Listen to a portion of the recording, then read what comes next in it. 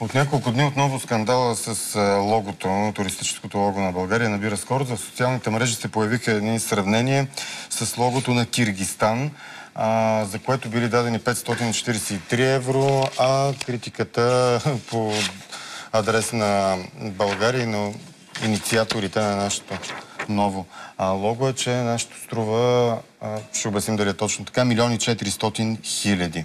543 милиона 400 Гостите в студиото. Професор Смион Желев, който е ръководител на екипа, изготвил стратегията на Бранд България, професор по маркетинг, и Анелия Генова, която е директор на дирекция маркетинг, реклама и информация в туризма към Министерството на икономиката, енергетиката и туризма. Добре дошли. Добро утро. Наистина ли можем да сравняваме така, или вие ще ни убедите, че едното нещо наистина има разход 1 400 000, а другото 543 евро. Може ли няколко факта? Да. Първо, 1 348 500 лева. Да.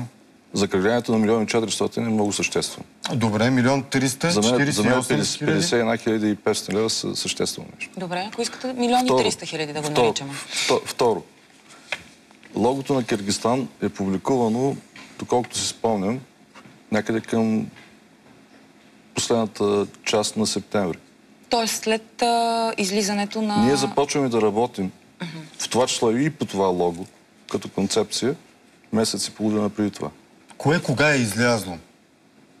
Нашето излезе кога? Нашето излиза, когато е финалният резултат. Не, кога някой видя как изглежда финалния резултат? Не ще каже кога беше последното представяне. Представянето беше през януари месец. А Киргизстан... Чакайте, още трето нещо. Но реално погледнато, логото е част от бранд стратегията. Не, кое се е появило в пространството? По съвсем различен начин се създават. Логото на Киргизстан е, предполагам, някакъв конкурс, който е сред... Съмнението е, че е заимствано, че е откраднато. Той е доста различно. Може ли да това ви питам за кое кога се е появило? Значи това е оригинално лого. Не става дума само за едно лого. Тук колегите показват и други на Одеса. Приличащи, но приличат по светове. Така чай да не се фиксираме в Одеското. Да покажат вашите камери, става дума за едно лого на България, като дестинация, за 10 продуктови лога на 10 типове туризъм. Заповядайте. Ето едно от тях. И за едно регионално лого като модел за други регионални лога. Само да уточним това, което върви по мрежите. Кое се е появило за първи път? Киргизстанското или българското? При представяне за първи път кое се е появило? Киргизстан... Не сте проверили, може би през септември някъде като излезнало. Сега е януари. Нашето няма как да се появи в началната фаза, защото става дума за тестване и става дума за един алгоритъм на работа, който е в нашето техническо предложение. А при вас са различни варианти за море, за планина. Това ли искате да кажете, че има 10 различни варианти с един силует, с една и съща водеща конструкция, концепция. Националната концепция следват продуктовите. Как може да обясните на хората, които ни гледат, които не са завършили и не са професори по маркетинг, не работят специфична работа като вас в Министерството, защо тези 10 лога струват 1 300 000? Аз бих искала да разкажа повече за самия конкурс, за поръчката.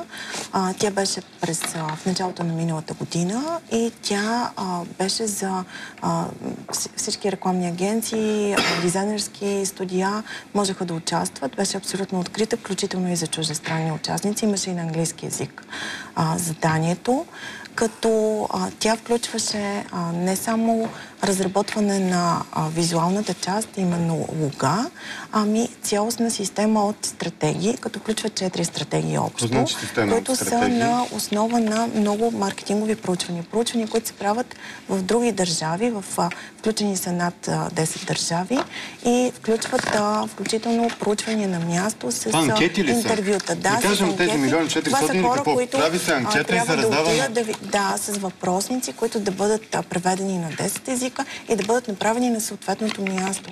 Тоест не става въпрос за конкурс само за лого, ами за много изследователска част преди това. Нужна ли е толкова изследователска част? Убедени ли сте, че Не може да наемете една социологическа агенция и да ви свърши по-добре. Защото това е всъщност този процес на създаване на стратегия. Много е важно да стъпиме на правилната основа. Именно какво чуждестранните туристи, които са от наши основни пазари, които са били включени в проучването, мисля над 11 000 такива, те реално смятат за нас, как те ни възприемат, как асоциират България и кое е важно за тях, за да вземат решение да пътуват в България. И какво питаме ги, какво свързват България и за това всеки елемент е какво? Асоциациите, да.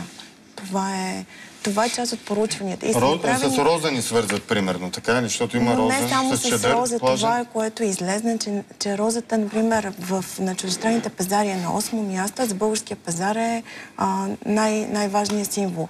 Например, тракийското наследство е доста непознато за всички чуждестранни пазари, но за българите е. А това синьото отдолу? Това асоциира морето и водата, спа, всичко, което имаме като ресурси в тази насока. Тоест това не са пари за лого, които в Киргизстан струват $500, а са пари за бранд. И аз чета сега тук в това, което вие ми дадохте, какво е бранд. Брандът е импресия, репутация, обмен на енергия между нас и туристите, които посещават страната ни.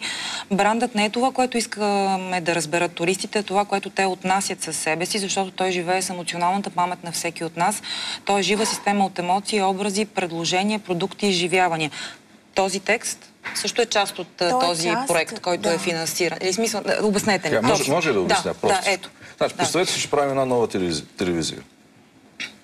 И някой казва, направим стратегия за тая нова телевизия. За друга нова телевизия. Да, друга нова телевизия. За друго битие. Добре. Казва, направим стратегия, искам да изглежда еди как си, да бъде сериозно, да бъде давате основните рамки. Ти правиш стратегия и всъщност какво правиш? Правиш модела. Как да изглежда? Това искаме да направим. Като проучваш... Как изглежда? Да промените България. Тя е такава каквато е. Тя изглежда по начин, който е. Нека да е презастроено, колкото е презастроено. Сега, как се възприема в момента България? Две неща. Простички. Море, ефтино. Искаме ли така да се възприема? Не искаме. Как променя възприятието? Това само по себе си. Значи, запитайката на Nike няма как да промени, да ви накара да обуете Nike, нали? Нито Just Do It. Стратегията може.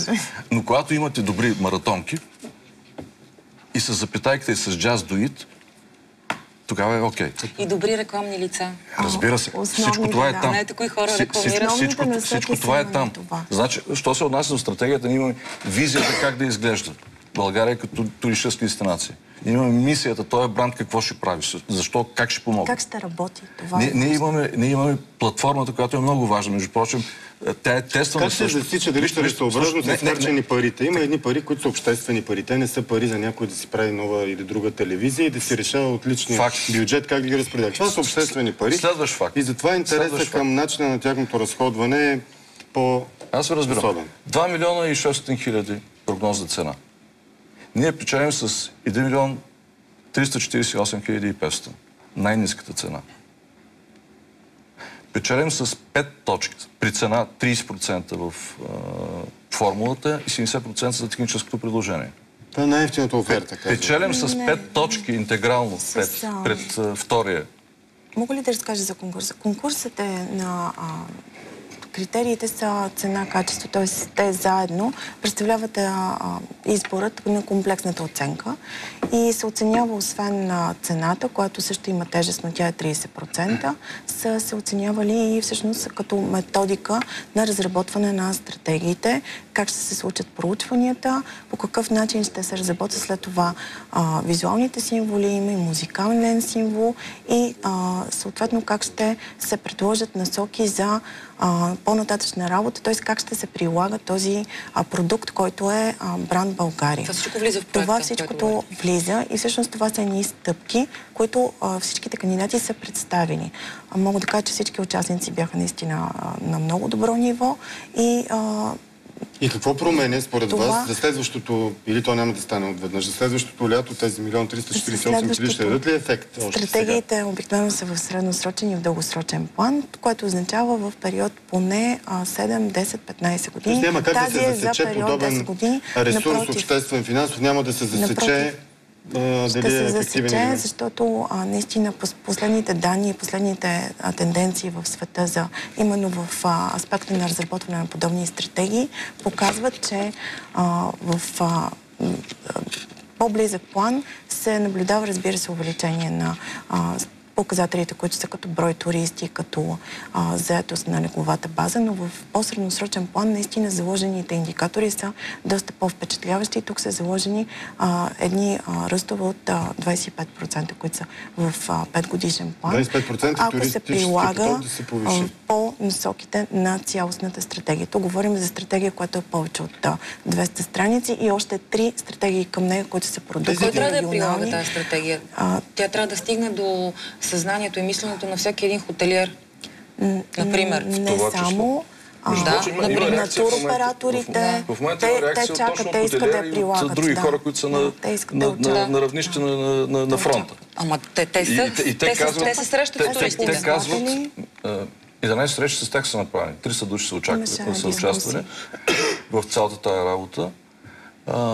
Български хора от туризма,